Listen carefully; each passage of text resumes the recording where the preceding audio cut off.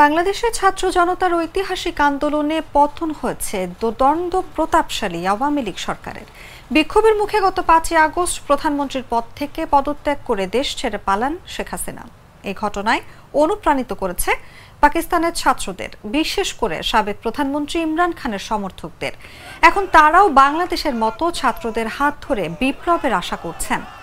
ইমরান খানের দল পাকিস্তান তেহরিকে ইনসাফের ভেরিফাইড টুইটার হ্যান্ডেলে গত কয়েকদিনে বাংলাদেশের কথা উল্লেখ করে একাধিকবার পোস্ট করা হয়েছে। এর মধ্যে গত 7 আগস্টের এক পোস্টে বাংলাদেশের সঙ্গে পাকিস্তানের পরিস্থিতির সরাসরি তুলনা টানে দলটি। আরেক পোস্টে বাংলাদেশে ছাত্র জনতার আন্দোলন এবং সে সময় সেনাবাহিনীর ভূমিকার প্রশংসা করেছেন খোদ ইমরান খান। তার ভেরিফাইড টুইটার হ্যান্ডেল থেকে দেওয়া ওই পোস্টে বলা হয়, বাঙালি জনগণ তাদের অধিকার ও গণতন্ত্র রক্ষার জন্য ঐক্যবদ্ধ ও দৃঢ় সংকল্পের মাধ্যমে যেভাবে নিপীড়নমূলক ব্যবস্থা থেকে নিজেদের মুক্ত করেছে তা প্রশংসনীয়।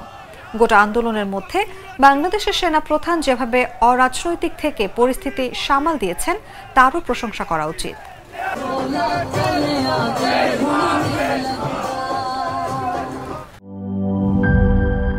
সবুজের দেশে নতুন রঙের বেশে ঘরে বাহিরে সাজানো বলকে রেইনবো রেইনবো রেইনবো পেইন্টস রে সাশ্রয়ী দামে দেয়াল রাঙায় রেইনবো সবার রং সবার ঘরে ঘরে rainbow Rainbow Paints, the color of joy.